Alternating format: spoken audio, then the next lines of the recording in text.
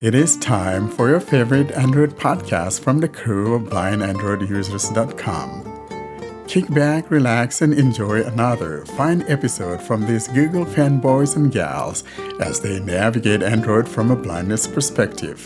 And now, here are your hosts. Hello and welcome to episode 102 of the Blind Android Users Podcast.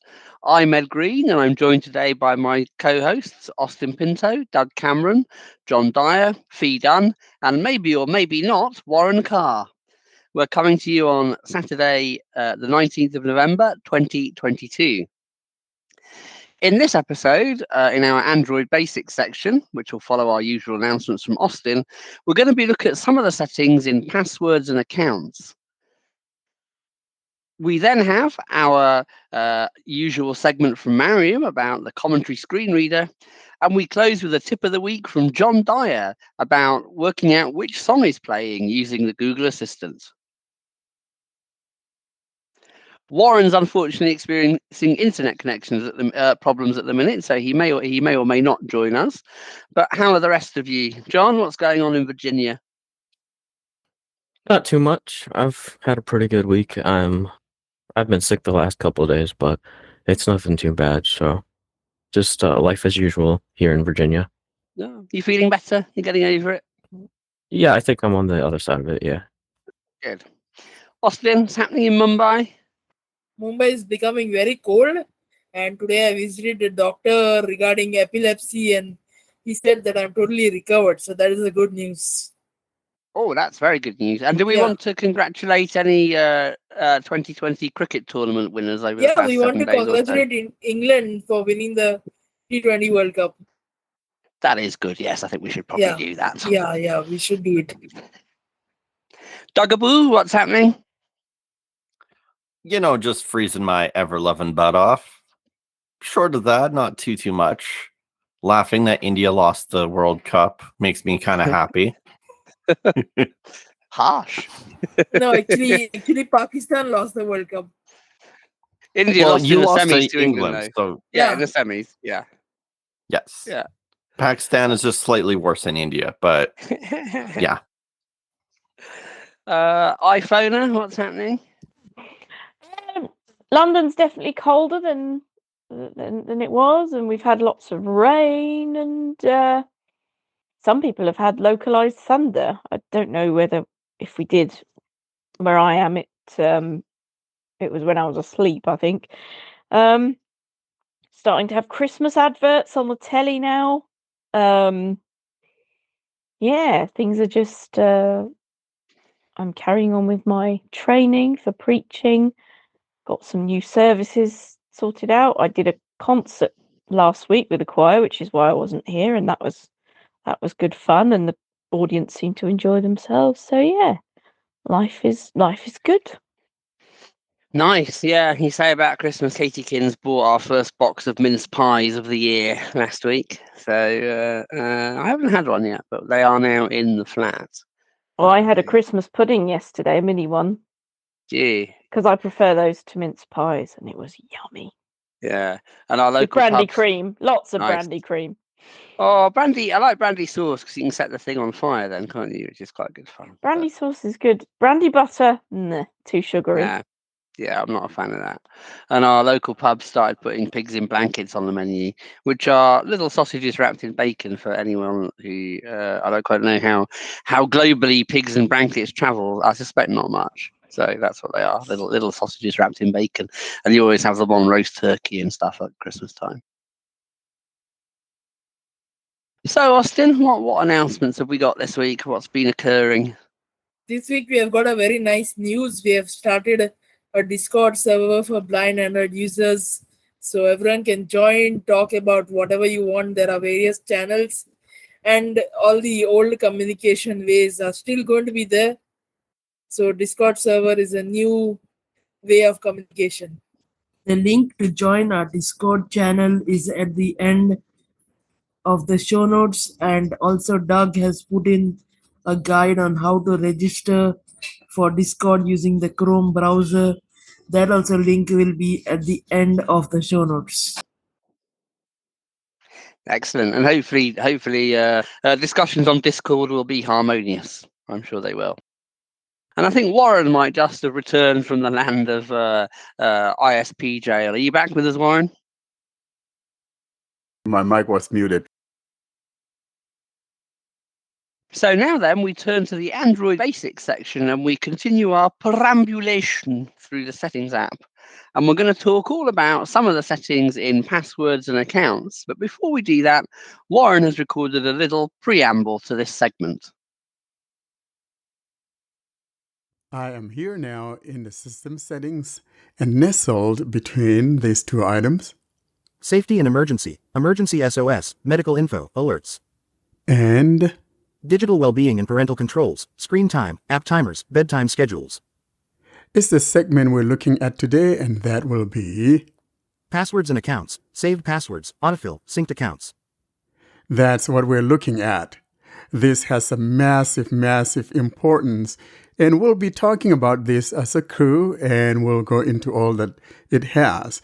And probably we'll talk over the next few weeks, as this is a very important part of the phone. And so we'll go through this as a general overview. We'll talk about all of that. And then over the next few weeks, we'll be going into each of those individual settings that is found within this area. I'll now tap here, so we'll go in and take a general overlook. Passwords and accounts. Navigate up, button, out of list. Showing items 1 to 11 of 16. I am here, and we're here showing items, whatever, of 16. So in total, there may be like 15 items. Starting from the top, though, I'm going to go through the items here in this whole area, and then we'll focus on the first one for today. For now, here are the items that we find in here. We have, Passwords, heading, in list. we got a heading for passwords, and in here we got, Google, M-. we have Google, and that's probably the one we're going to look at today. And we keep going. Dashlane, 0 passwords. We got Dashlane. So if I had had other passwords in my Dashlane account, it would have told us as to how many passwords I have in there. I used to use Dashlane. I no longer use it, but I still have it. Next, we've got, Autofill service, heading. under the heading of the Autofill service, here's what we got.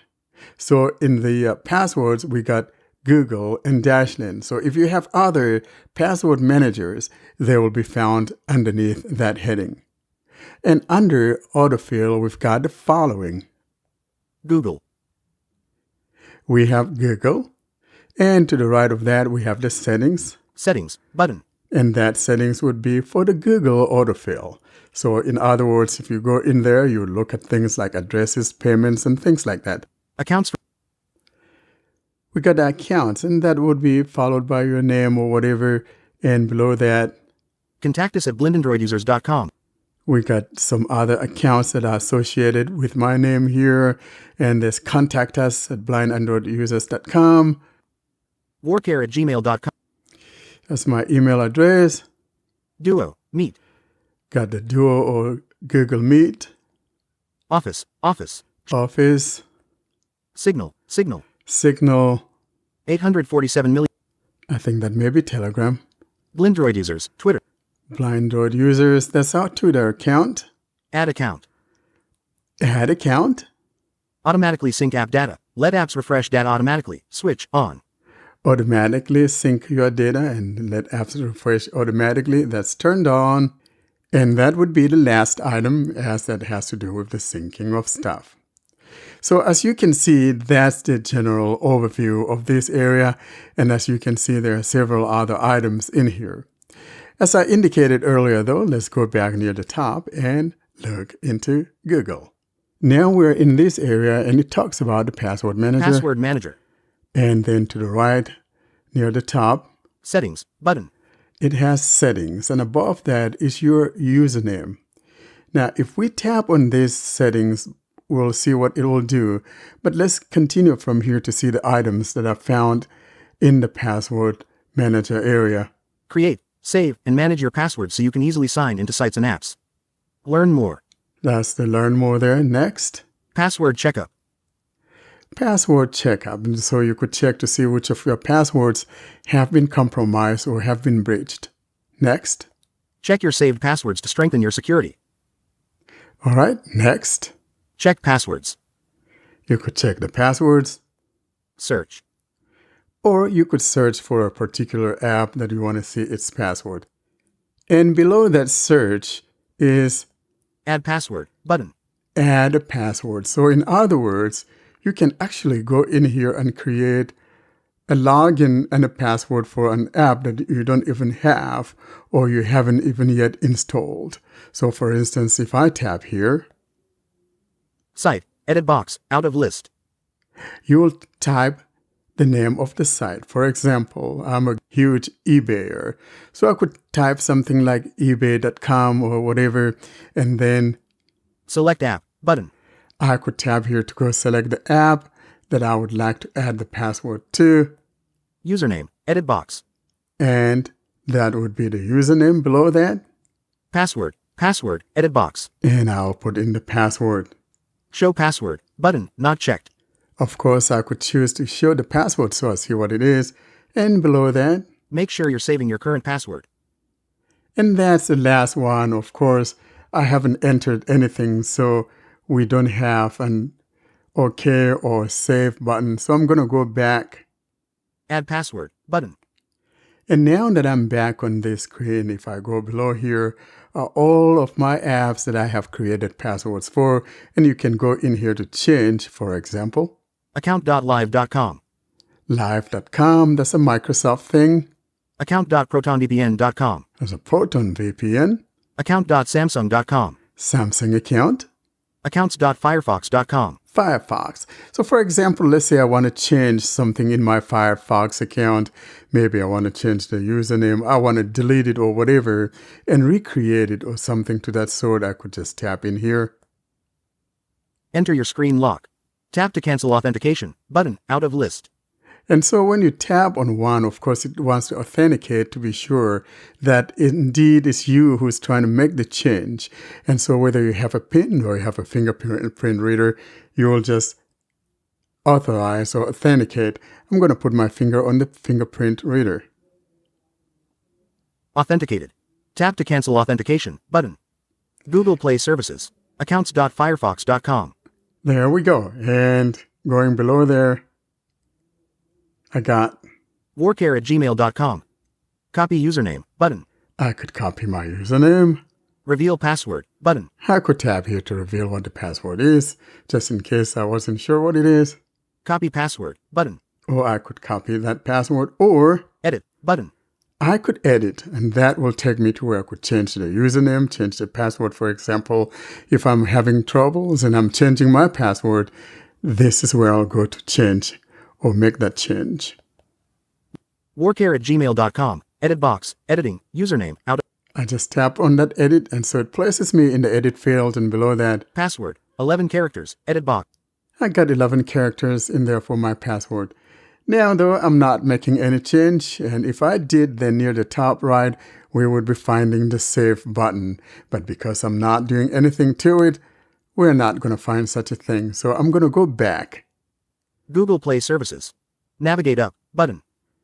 And now we continue from there. Check passwords in list. Search. And below there, you'll see all of my apps if I scroll down. App. Battles.rumble.com. Wow. Discuss.com. 2 accounts. iBroadcast. Login.m.bjs.com. www.payments.amazon.com. As you can see, there's lots and lots www.sneakrackle.com. of passwords in here. I probably have over 300 things or more. So now I'm going to go back. Passwords and accounts. Google. M-in list. And that's the one that we're talking about today.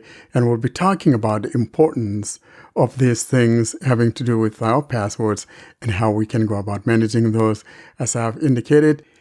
And now, if you are using a Samsung device, you'll find a different item here that may be a little bit similar. So nested in between. Safety and emergency. Medical info. Wireless emergency alerts. 19 of 36. And Google. Google services. 22 of 36. Is the item that is Accounts and backup. Manage accounts, smart switch, 21 of 36. So in other words, nestled between that SOS and the Google accounts is this one that simply says accounts and backup. I will now go ahead and tap here so you see what the differences are. Accounts and backup. Navigate up. Button, out of list. And this says accounts and backup. And so in here we got Accounts and backup. Manage accounts, 1 of 11. In list, 11 items. we got manage accounts. Samsung Cloud. Heading, 2 of 11. We got a Samsung Cloud heading. Backup data, 3 of 11. Backup data. Restore data, 4 of 11. Google Drive. Heading, 5 of 11. We got a heading for the Google Drive. Backup data, 6 of 11. Smart switch. Heading, 7 of 11. Another heading called a Smart Switch. Bring data from old device. Transfer data from an old phone or tablet including pictures, contacts, apps, and messages. 8 of 11. Next. External storage transfer. Back up your data to a USB storage device, or restore backup data using Smart Switch. 9 of 11. Next. Looking for something else. And we got, are you looking for something else? Or Reset. there's a reset, and this will have to do with things like resetting the phone or resetting your network connections or resetting some apps and things like that. And below that, we've got Samsung Cloud. Samsung Cloud, what things are backed up to the Samsung Cloud. And that would be the difference between this and the one I demonstrated earlier on my Pixel 7 Pro running Android 13 and TalkBack 13.0. This one on Samsung, however, I'm using it in the way of yesterday's wine, in the way of Samsung Galaxy S21 and TalkBack 13.0. Let me now turn things to the podcast crew as we discuss these items. And like I said earlier, we'll be going through a lot of this over the few coming weeks. Folks, let's talk about these things. Well, Warren, you asked for crew's thoughts about that.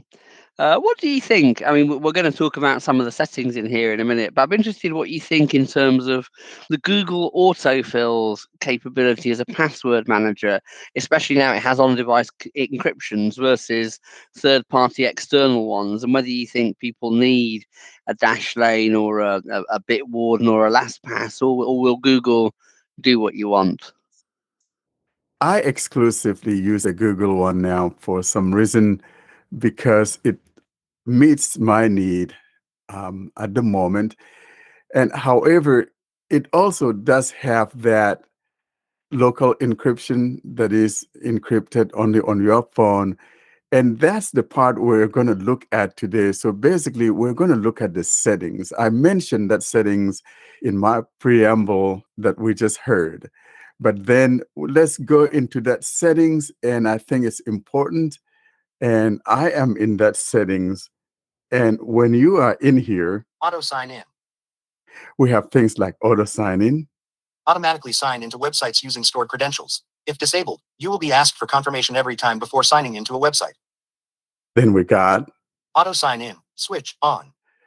it has to be switched on. Password alerts. And password alerts. So we're talking about if someone breaches or there's a breach on a site, for example, you'll be alerted. Google will notify you when your saved passwords are found online. Learn more. Okay. Password alerts. Switch on. And you got to turn that on. Export passwords.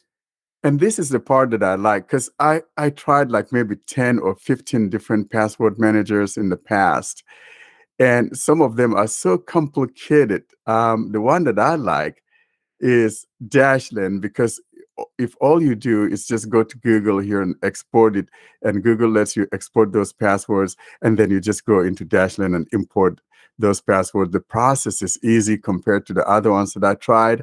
And so I like the fact that you can export these ones here as either a CSV or CSV, I think, yeah. And you can just import that to whatever manager that you're using. Some are more complicated, like I said, but I like the fact that this one has a way to export that. Make a copy of your passwords to use with another service. Okay. Export passwords button. And you tap there to export your password. Add shortcut to your home screen. To get here quicker, add Google Password Manager to your home screen. And so we're talking about, instead of coming to system settings and then going to accounts, passwords, autofill, and sync, you could just tap here and it'll ask you, hey, do you want to add to a shortcut? You add a shortcut to your home screen, and you just tap on that. And I have mine on my home screen. And what I did was I moved it to my dock area. So it's right there in the dock to where it's there. If I wanted to come in here and manage my passwords or do something of the sort, I just tap on that and saves me time from having to go to that system and settings. And then we keep going. On-device encryption. And this is the one that Ed's talking about. Now, on-device encryption, like we said, it's going to be locally on your device, but let's go to where we can learn more, and I'm going to let it read so we have a little bit of understanding of what's going on here. So we're going to go down to where it says setup. For added safety, encrypt data on your device before it's saved to Google Password Manager. Okay. Learn more. Setup button. And if I tap here on the setup button, it's going to take us to that screen to Google where Play we Services. could see how it works. Progress on-device encryption. Web view. Okay. I'm going to move my finger down. Take control of your password encryption. Heading 1. Learn more about on-device encryption. Link. Now, this is where I would like us to take a listen to, because it's important so that we understand the differences between encrypting it on Google and encrypting it locally. So I'll tap here and open up this link where we could learn more about these two methods of encryption. On-device encryption. Get started with on-device encryption. Heading 1. And I'm just going to tell it, read from here. How on-device encryption helps protect your data. Heading 2. A great way to think about data encryption at Google is to think about locking your valuables in a safety deposit box. You lock up your valuables, and the bank looks after the key. What does encryption mean? Heading 3. Encryption is just a way of making the info you save to Google more secure. Using a unique key, your info is made impossible to read by anyone else. Then, the only way to read the information is by unlocking it with the same unique key. Password and passkey encryption at Google. Heading 2. When you save a password or passkey to Google Password Manager, it gets scrambled, encrypted using a unique key. How it works. Heading 3. Once your saved data, like a password or passkey, is encrypted, Google locks it in a secure place until you need it. When you need to use a password or passkey, Google Password Manager unlocks it for you once we know it's really you. What it means. Heading 3. This type of encryption means that you trust Google to hold the key and keep your data secure. On-device encryption in your data. Heading 2. With on-device encryption, you lock up your passwords or passkeys with Google Password Manager, but you take the key with you instead. This means that only you can see your data. Just keep in mind that if you lose the key, you could lose your data too. How it works. Heading 3. Once on-device encryption is set up, you can use your Google Password or the screen lock for compatible phones or tablets to unlock your password or passkey. What it means. Heading 3. This type of encryption means that only you have the key to unlock your data, like passwords or passkeys. Things to consider. Heading 3. Just remember that if you lose the key to your data, you could lose your passwords and passkeys too. The difference between on-device encryption and sync passphrase. Heading 3. On-device encryption and sync passphrase increase the privacy of the data you sync to Google. On-device encryption applies to your passwords and passkeys only. Sync passphrase applies to all of the data that you sync to Google via Chrome. On-device encryption lets you set up multiple ways to lock and unlock data, like your passwords or passkeys, making it less likely you will lose access to your data. With sync passphrase, you choose a phrase to lock and unlock your data. You will lose access to your data if you forget your sync passphrase. Learn more about how to keep your info private with a sync passphrase. Linked. Period. Android. Tab. Selected. Computer. Tab. iPhone and iPad. Tab. How standard password encryption works. Heading 2. Today, your saved passwords are encrypted while they're sent over. Okay, so I just stopped there though because there's a bunch of stuff going on here, and we could go on, but I just wanted to make sure that we understand the differences between the two. That is the one that is stored on Google and is encrypted as scrambled as it described it, and versus the one that is stored locally on your device. And so, like it says, one needs to take note of what that means, because if you forget it, then you are toast, right? You are toast because only you have the key. And so don't lose that key. I remember when I was a kid, and I lost a key to one of my stuff. We had to break that container that I had saved my stuff in because I was playing outside. I had no idea as to where I left those keys. So that's exactly what this is. So we think of it as having a physical key that only you have access to that place. And so that's the difference between this and versus the one that say, hey, I forgot my password, and Google could help me recover it or whatever because I have that. But so that's what I was talking about here in the settings. But then another thing I want us to look at, and maybe we'll talk about, is the 23 declined sites and apps. now this is the one that, for instance, if you have an app that you have saved or have not saved, you can remove or delete them. And so I got 23 apps that I chose not, or 23 sites, I should say, that I chose not to have my password stored for those sites. You've chosen not to save passwords for these sites and apps. And I got Learn, add more button. add more. That is, if you want to add the ones that you want to not have your access or have access. www.bestbuy.com in list. So see, I got Best Buy on here. John, I'm sorry. I know you like Best Buy. I opted not to save my password to Best Buy because, for instance, I definitely have mine saved. I log in there a lot. I don't have Yeah. to type that thing over and over. I know you're a big Best Buy guy. I'm not. I think Yeah. I only got maybe a few things from Best Buy. So I just thought it was not necessary for me to store my password on the Best Buy login. But so this is the message that you hear whenever you go to log in into a place, a website, and Chrome would ask if you want to save your password or not. And if you wanted to, you could say yes, save, or not to save it. And so Best Buy happens to be one of those that I did not save.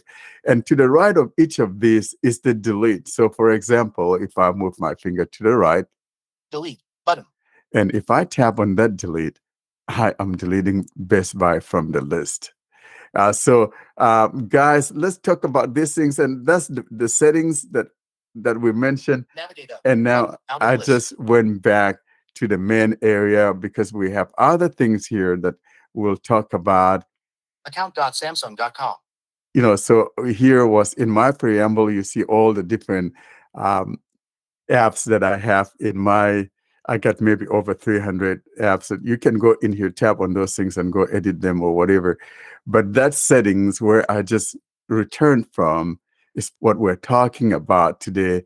And how important is this to you guys? So what's quite interesting, I think, about the Google one is obviously you have the Chrome element to it, which is saving passwords for websites, which is obviously cross-platform. In terms of the Google Password Manager that does more than that, so when it's saving passwords for apps, how cross-platform is that? Can you get that on other operating systems, or are you limited to the Chrome functionality, do we think? So let's say one has Firefox, or let's say you have Microsoft Edge. One could just import those, though, but I think that would only be the way to do that if you're not going to be using Chrome as your default browser, because you know everybody Yeah. has a preference. Some people like to use Chrome exclusively, and some don't. You have multiple browsers. You have Firefox. You have, God forbid, Internet Explorer. I don't think anyone uses. Yeah, don't use that, guys, if you still have it. But seriously. But you know, in reality, a lot of blind people seem to be hanging on to that Internet Explorer. Yes, once upon a time, it was the most blind-friendly browser, so to speak.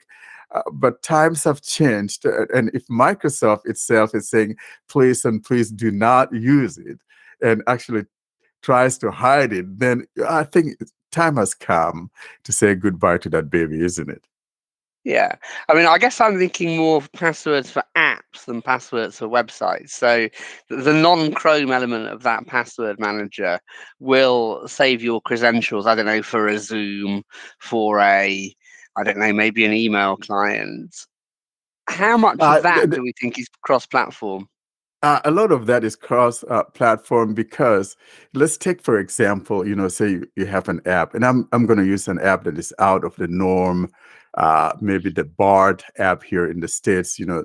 John, you know what BART stands for? I know it's like Braille audio or whatever. I have no clue. I don't know either. I've actually not even used it before. Is it bloody annoying reading, Dross? You can edit that out if you like. It has to do with Braille audio, and I just don't remember what the RD stands for. Braille audio really dull? Something No? digital or whatever. I have no clue. But not really dull. But so, for example, every app has that web view, so it makes it cross-platform. Yet, in the same breath, I think that still stores on Chrome because of the web views. You know what I mean? So, if you really don't want to do that, then you have to do that on-device encryption. But then one has to always be sure that they have the keys to the castle. You guys have lots of castles there in London. I don't think you want rats coming in and playing freely in there, do you? That's right. I was thinking the reverse, that you would want it to do that, because obviously some of the third-party password managers are properly cross-platform for apps, not just websites as well. So it's good that we think the Google Password Manager can achieve the same thing. There's also, or there certainly was, a Samsung one as well, but I haven't played with that recently. So maybe they've stopped that now, because I just looked in settings while you were talking and I couldn't find anything about that. But that might be me. But So Samsung actually has its password settings in a different section of the settings. It's under general management. That's how you get to passwords and autofills. is a very weird place to put it. Yeah, it's not in this with the accounts like it is on Pixel devices. Because that's where I looked and I thought, oh, it's not there. Maybe they're not doing it. So they are still doing it. So I think I've mostly been using the Samsung one, because that's the one it's just asked me, do I want to do a password? And I said I did. But that could be a bit of a pain if and when I buy a phone that's Android and not Samsung, couldn't it? So You should be able to export your passwords. Most password managers will let you do that. As Warren says, how easy it is then to import them can be a little bit variable, but you shouldn't ever be in a situation where your passwords are kind of locked into one thing. The be amazed if the Samsung password thing didn't let you export. Yeah, and I think also, the settings and everything would be pretty similar. And from what I remember when I last looked, they were quite self-explanatory. So I don't feel the need to go through them right now, to be honest. One little tip I will give you. I got myself into a bit of a bind the other week because I had 2 password services coming up. Because I tried a third-party password manager called Bitwarden, which is open source and free, I think, but does use the same HCAPTCHA thing that Discord uses, which we've discussed on the Telegram group before. But essentially, it was annoying that Chrome and Bitwarden were popping up over each other. So I deleted all my passwords from Chrome on one device, only to discover that something had gone wrong with the Bitwarden import. And then I'm in a bit of a bind, obviously, because I might have lost all my passwords. If you ever do that in Chrome, particularly if you have more than one device, the critical thing is not to do anything with that second device which is syncing. You can save yourself if you are silly like I was. What you do on the device you've used to delete all your passwords is you sign all your devices out of Chrome. Then you turn on one of your second devices which can access Chrome, and you sign back in again, and obviously it's going to sync it from your second device, the one you've just signed back in, because that's what it thinks you want. If you didn't do that, if you deleted all your passwords by mistake on your first device, sign in on your second device, it's going to sync and you're going to lose all your passwords. So if that ever happens to you and you've used a device to delete all your passwords, sign everything else out on that one device where you deleted everything. Just a tip. I didn't lose everything, but I nearly did. Store a backup. That's the other way of doing it. Because some people, I guess that would work. Because some people won't have a second device, will they? No. I mean, I was thinking. So you can export your passwords regularly. Also, don't install Bitwarden. Basically, is probably. Well, it wasn't a Bitwarden issue. It's having two password managers. I think it would have been the same with LastPass or Dashlane if I'd had. Yeah, them but you both don't active. really need it if you've got Chrome, do you? Well, You this don't is really my point about how genuinely cross-platform is the Google Password Manager, because it's fine if it's browser-based. Obviously, the browser's a cross-platform, but if you have apps with passwords, then is it as cross-platform as some of the other password managers? Looks like it might be. Well, to be honest, I mean, most of the time when I've gone onto Zoom or something on a different phone, I've had to log in again. That's what I'm saying, but the third-party password manager wouldn't have made you do that. You could have done it from there. Oh, really? Yes, that's what they're for. Yeah, so for example, like if you have LastPass, and I used to use LastPass, you can go into your phone settings and set that as your autofill and password manager. You don't have to use Google's.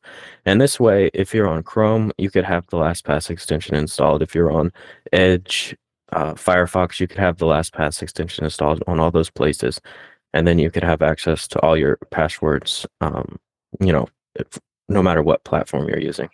You have to pay for those, though, don't you? Things like LastPass and stuff. Some of them are free.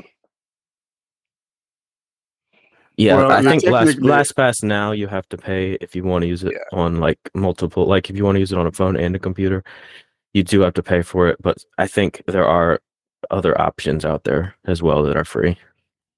A lot of them are limited if you're not paying. And that was one of the reasons why I wasn't using Dashlane.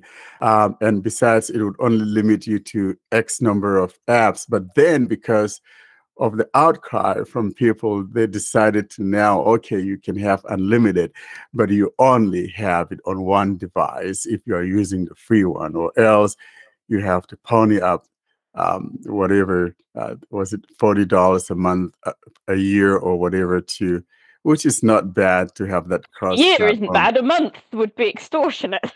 Wow. Yeah. That's on sale though. If you get them on sale, or else it's more expensive than that. But I think that what happens in general is that if one has the ability to, you could do that. And nowadays, frankly, if Google is doing the same thing with most of this, I just see no use for me as a personal preference to be paying when I'm having the same feature. And so for me, right now, I'm one of those that just use my Google one. I have a Dashlane subscription that I had, and I'm not renewing it anymore. We had some problems, and they could not see that I paid for it, and yet Google was charging me from the Play Store every year. And so I'm like, hey, just cancel. And then they came back, oh, we saw what happened. We could give it to you for less. I'm like, nah, I'm done with it. Well, Yeah, I did the same thing. Well, you've already paid for your phone, haven't you? So if Google are going to give you something for free, like, why not use it? I mean, I use it on Chrome on my computer as well.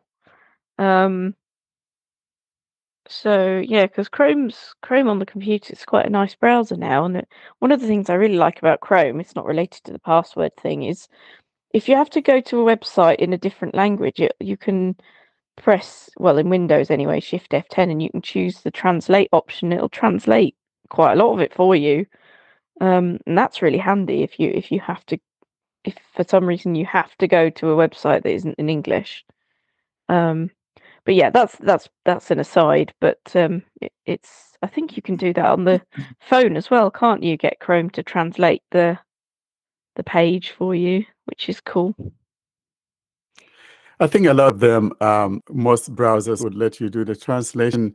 But I think what excites me, I'm not sure they do Yeah. actually. I'm not sure that I think, Firefox and Edge do, unless it's new and that I haven't played with it. yeah, I Chrome was think certainly the Firefox first to does. do. No, I don't I don't know. remember. It might do now. I haven't I'd used be it much really. surprised if they didn't. I haven't checked, Hmm. but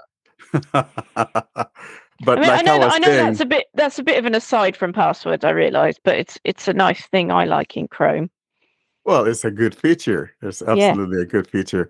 But what I was the other trying to option say, output is, and it's still quicker to use a password manager, but if you're not comfortable with it, come up with a strategy for creating a password. And I mean, I don't mean set an easy password, but so you could have a situation where part of your password relates to the site you're logging into. The middle bit is a bit of personal information you're content to put in the password, and the end of it is a few special characters. They call it a portmanteau approach to password constructions. And if you keep the middle and end bits the same and vary it, you choose what those are, obviously, and then you have the first part which relates to the website. It means that none of your passwords are ever duplicated. They're quite hard to guess, but they're really, really easy for you to remember if you're not content yet to have your passwords stored anywhere. So there are other ways to do passwords than just using a password manager. The other thing about password managers as well is you can have them generate their own very strong passwords because you never have to remember them. So I guess almost. But then if you have to use something that isn't compatible with that manager, it's a real pain in the bum because you can't remember what it was. but that's why you choose a cross-platform password manager. So I actually do both. I do have my own like system of making passwords. So if I had to like remember a password for a certain service, I could come up with it, but it's still easier to just like paste it in there or have the pop-up ask you if you want to autofill.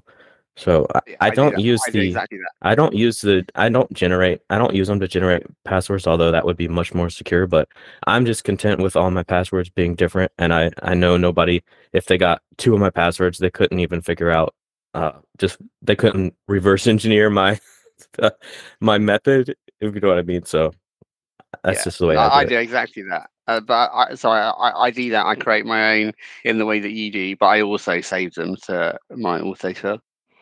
That's a really good idea, though, having a password, like you say, with those three elements. I hadn't heard of that before. That's I'll have to keep that in mind. That's a fantastic idea.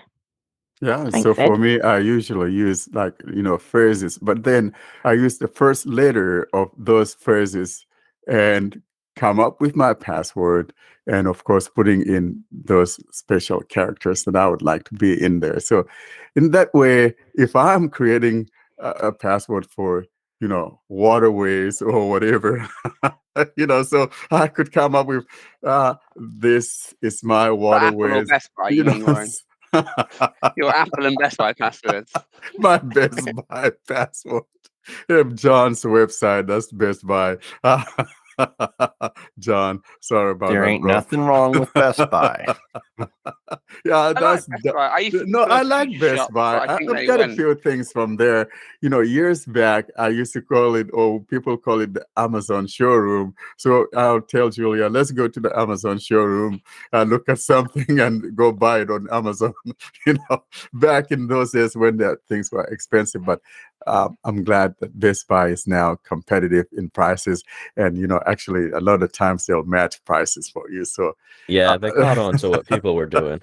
We don't have that here. We don't have it'll Best be Buy. easier just to buy it here because we'll match the price. You don't have to look it up on your phone and wait for it to be delivered. Just get it right now. Exactly. And I mean, I used to call Best Buy Future Shop because they used to own Future Shop. They did. I like Future Shop. But we don't Yeah. have those here, do we, Ed? You No, must we have been don't. to them I've only ever abroad. been in Canada. Yeah. Yeah. Yeah. Future Shop was only in Canada, and then Best Buy bought them out, and they moved in. Yeah. Ah, Yeah. I never heard of that until today. They were good. I liked Future Shop. Future Shop was amazing. Like Yeah, I thought so.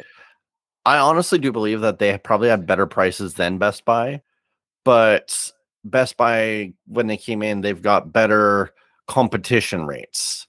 Future Shop didn't used to price match where Best Buy will. So in that regard, they're way better. Interesting. This is a complete tangent. The weird thing I didn't get about Canada until I bought electronics there was, is there such a thing as final sale?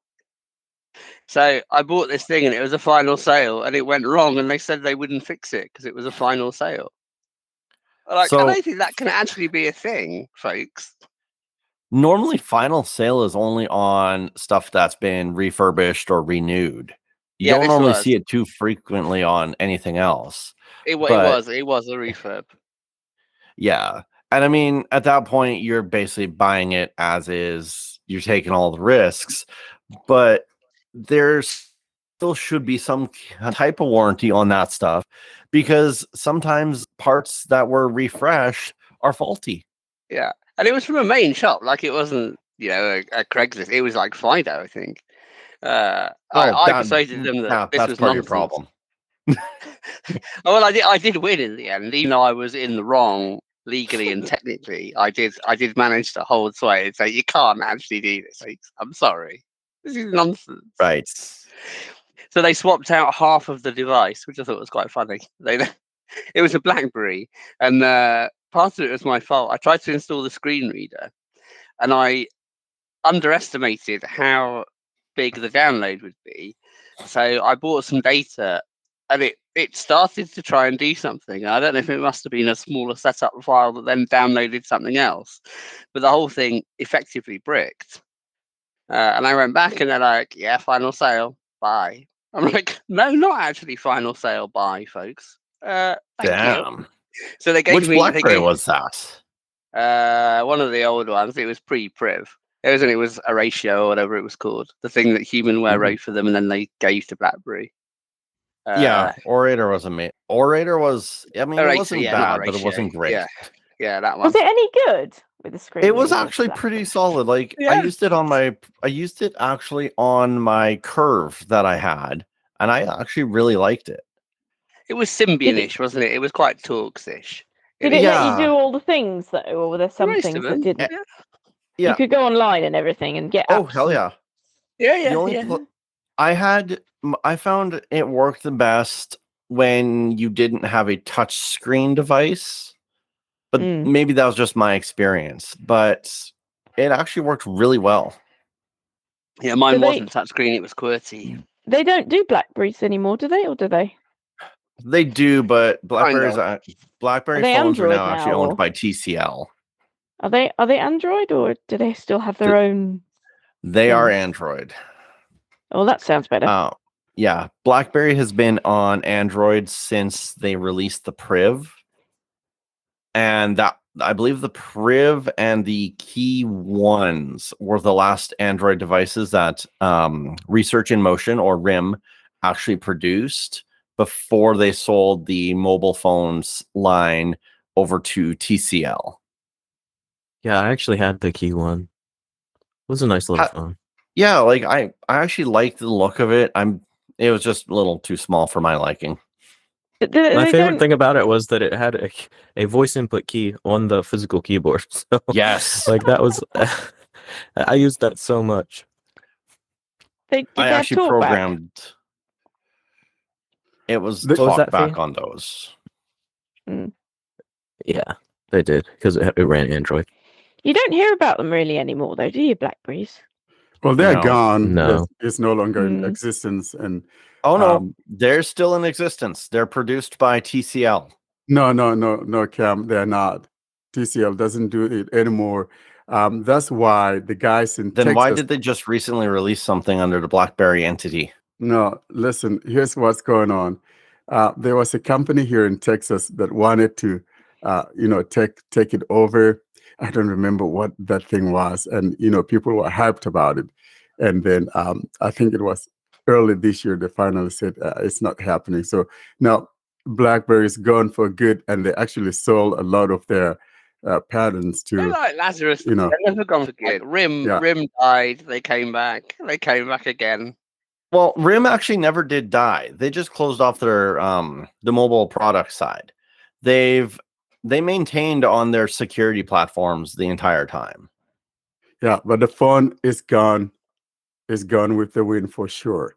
I'm intrigued because I did recently see stuff that TCL still had all the patents and ownerships. So I'm gonna have to go look at that because no, TCL's done with them. That's why they now do their own. The last one it did for them was back in 2018, and that was the Key 2. They can shame. I want a phone with a QWERTY keyboard, so that's a shame.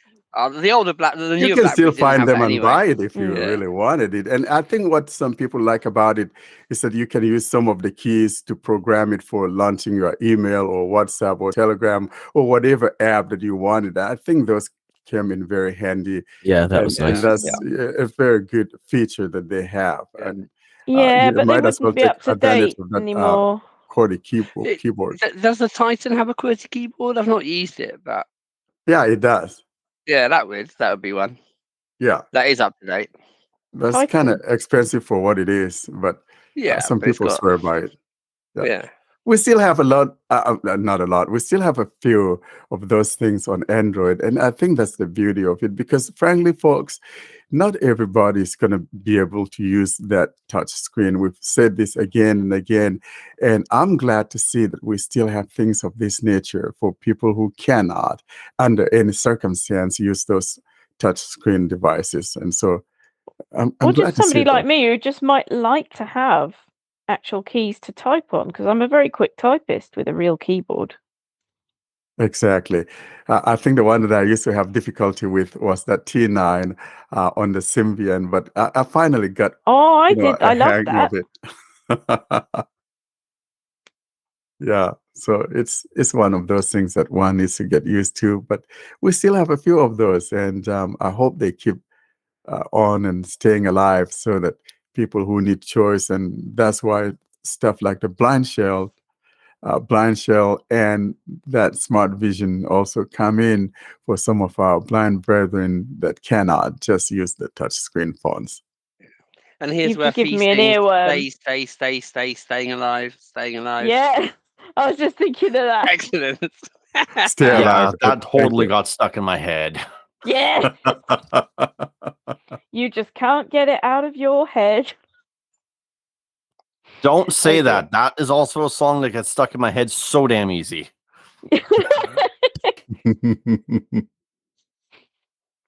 think we're probably done on password managers. Yeah, we were talking about passwords. some little time ago we were. I don't think it's just so boring.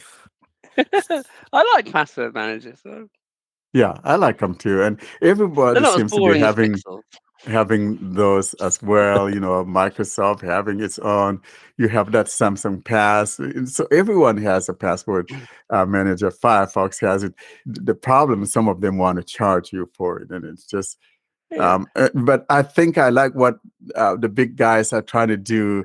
That passwordless signing in. I think that's the best thing to do. All this password, man, it's like back from the medieval ages. It's time we change that. I hate this idea of trying to sign in with a password. Maybe we do a cousin episode to this one day and look at the different authenticator apps and what they're for and what they do. Yeah, we'll get to those. And so next week we'll be looking at how autofills work. And if you get a handle on that, it comes in very easy. So we'll see how those things. I'm going to give you a sneak preview of how autofills work. They fill things automatically. Exactly. It's a little bit of an etymological clue, but I have probably given a little spoiler to next week's episode. Spoiler alert. There's an auto empty as well in the bath and the sink. It's called a plug hole. Anyway. Yeah, Warren's router got unplugged as well. Yeah. I had to. Fill my cup. That's all. Went acoustic. Excellent. And we close with a tip of the week from John Dyer, who shows us how to find out what song is playing using the Google Assistant. Today I'm going to show you how you can use Google or Google Assistant to detect songs. I'm going to show you 3 different ways, and 2 of the methods involve using widgets, and the third involves using Google Assistant. And this is for if you're in a situation where you're hearing a song and you want to know who it's by. Either you're watching a movie or you're out in public and you hear a song playing and you just want your phone to detect that song for you and tell you who it's by and what the title of it is. So first I'm going to show you how to do it with the basic Google search widget. If you have a Pixel phone and you're using the default launcher, then you're already going to have this widget permanently on your home screen. But if you are using a different launcher or a different phone, I'm going to show you how you can add it. So it's different for each phone, but on my Galaxy phone, I'm just going to long press on the home screen. Page 2 of 3. Themes, button, widgets, button. Then I'm going to find widgets near the bottom right. Widget, search for widgets. Then Voice search. I'm going to do a voice search for widgets. Google. One UI home. Home. Google, search for widgets. Clear edit box. Collapsed. Google, 3 widgets. Expand. Double tap to expand. Expanded. So I expanded the Google widgets and At a glance, 3 wide by 1 high. Search, 4 wide by 1 high. I found the search widget. I'm going to bring up the actions menu Actions. Add to home screen. and add it to home Item screen. added to home screen. Added to home screen. Home. Page 2 of 3. Swipe left or right with 2 fingers to resize. Detected. Okay, so now Search. Double tap and drag to move. Google search. I'm just going to put the widget in focus, Google search. Voice search. and I'm going to find the voice search button. Now when I double tap on this, it's going to start listening to me, but if you swipe right a couple times, you'll hear something called recognize song. So I'm going to do that. And then I'm going to play a song for a few seconds. Speak into. Tap to start song recognition.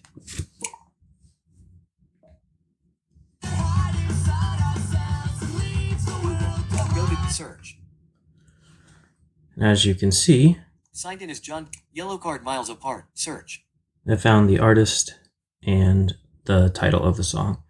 So that's one way you can do it. I'm going to go back home. Home. Voice search. I'm going to get another widget. Page 2 of 3. Settings. Button. Widgets. Button. So I'm going into the widgets Widget page. search for widgets. Voice search. I'm going to search for Google again. Google. Home. Google. Search. Clear edit box. Collapsed. Google. 3 widgets. Expanded.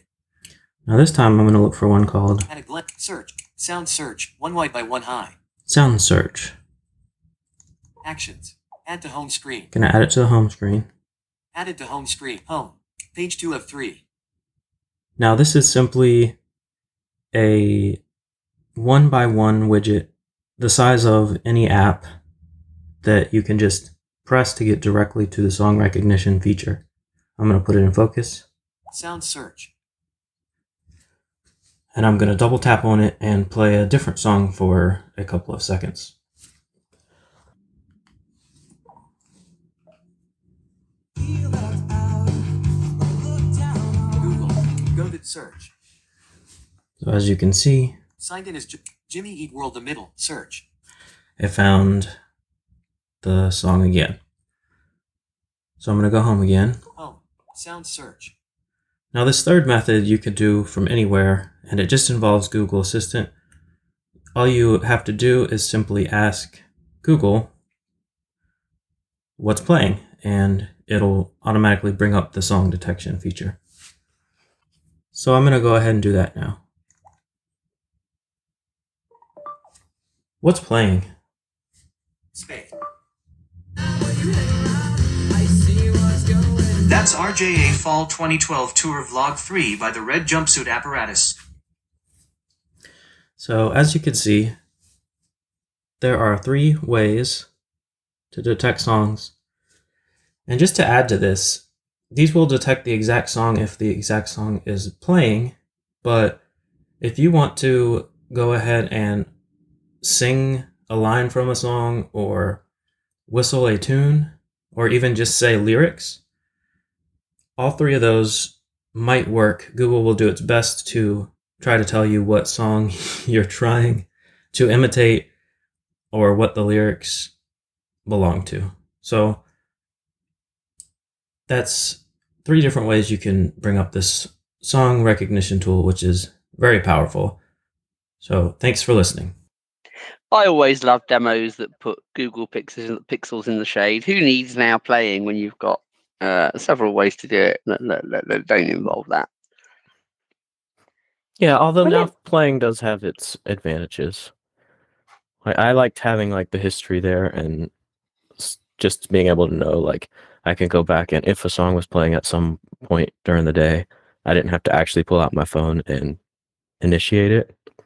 But I could have like a list of everything it heard. So, I mean, some people find that a little bit creepy, but I liked it. So that's one advantage. But yeah, you can do all of this on any Android phone. I would like that because actually, like you say, that then you wouldn't have to sort of re-find what you were. Yeah. So then, Austin, how do people get in touch with us? For people to locate us, they can email us with their questions or feedback or comments or recording submissions to contact us at blindandroidusers.com. They can browse our website, blindandroidusers.com. Check out our YouTube channel, youtube.com/blindandroidusers. Subscribe to our mailing list, Blind Android Users, plus subscribe at groups.io. The links for Telegram and Twitter, Clubhouse will be in the show notes with all the other links. So that is it from us this week. That's it from us this week, folks. See you next week. Say bye to the nice people. Bye. Goodbye. Later. Bye, everybody. Bye. Thanks for listening to another clip from the Blind Android Users channel. Don't forget to hit that subscribe button so you're notified of every new material that we upload. Thanks again for listening to the Blind Android Users channel.